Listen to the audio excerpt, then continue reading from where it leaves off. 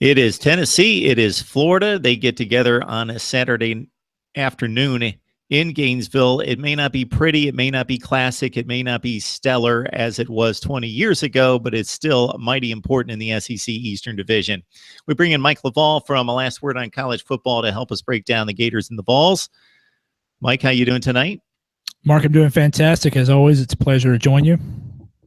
Yeah, so when we look at Tennessee, I did not take in the game. It's probably a bit surprising that I didn't sit for 3.5 hours against Indiana State. But, yeah, I did watch the opening night game on Labor Day night. It was rather entertaining against Georgia Tech. And I don't know if Butch Jones and Vols Nation come away from that game thinking, wow, we really gutted out a win. Look at the adversity we overcame. We looked like garbage for so long, and we made it happen, and we found a way to win, and that's a good sign. Or, wow, we got through it, but, man, there are flaws all over the place.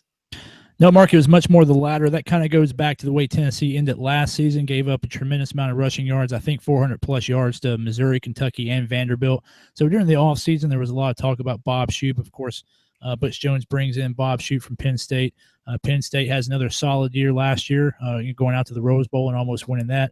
Meanwhile, in Knoxville, Shoop's defense has given up 400-plus rushing yards in 3 of the last 4 games of the season. So if all fans wanted to see some improvement against the run, of course, if that's what you're looking for, Georgia Tech's not the team you want to start the season off with. Georgia Tech gashed Tennessee, most rushing yards allowed by Tennessee defense. So a lot of fans, like I said, it was definitely the latter.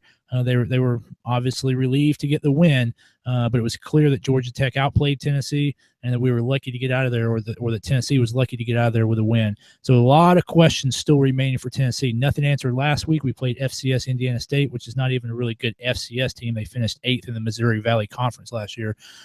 Very conservative game plan. So there's almost as many questions going into the Florida game, the 3rd game of the season, as there was coming out of fall camp. A lot of questions for the Vol faithful. So we almost have the inverse of the immovable object and the irresistible force here when we talk about Tennessee's rush defense against Florida's rushing offense and what we saw against a pretty stellar Michigan front. So we need to take that into consideration, but I don't think Michigan's Alabama good up front, but probably one of the top 5 to 10 units in the front 7 in college football. And Florida could just muster next to nothing. We're talking about a field goal offensively. Tennessee's rush defense, how much of that do you think we can take from the Georgia Tech effort, or is the Paul Johnson offense just so much an enigma or just a different animal that we can't take a whole lot from Tennessee's effort on that side of the ball as they prepare for the Gators? Well, here's what I'll say about Georgia Tech's offense.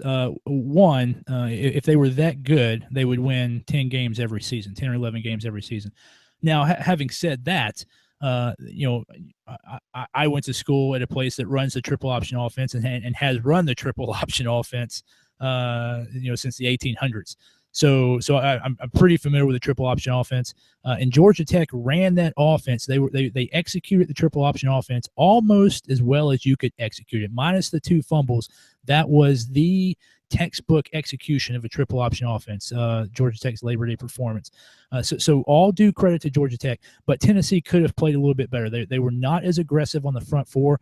They were definitely committed to stopping the inside run. They were willing to allow the outside, which is exactly what they did against Indiana State last week. Indiana State, I believe got 13 first downs.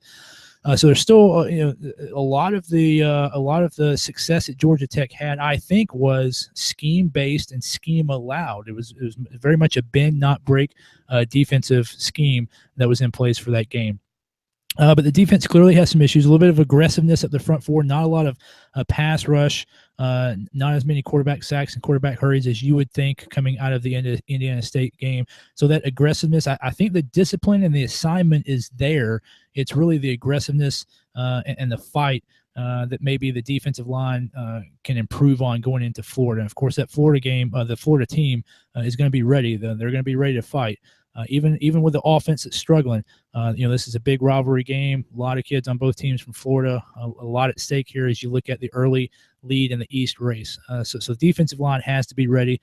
So it's really, to answer your question, a little bit on the Georgia Tech, very excellent execution of that triple option offense, but there were still a lot of places where the Tennessee defensive line can improve.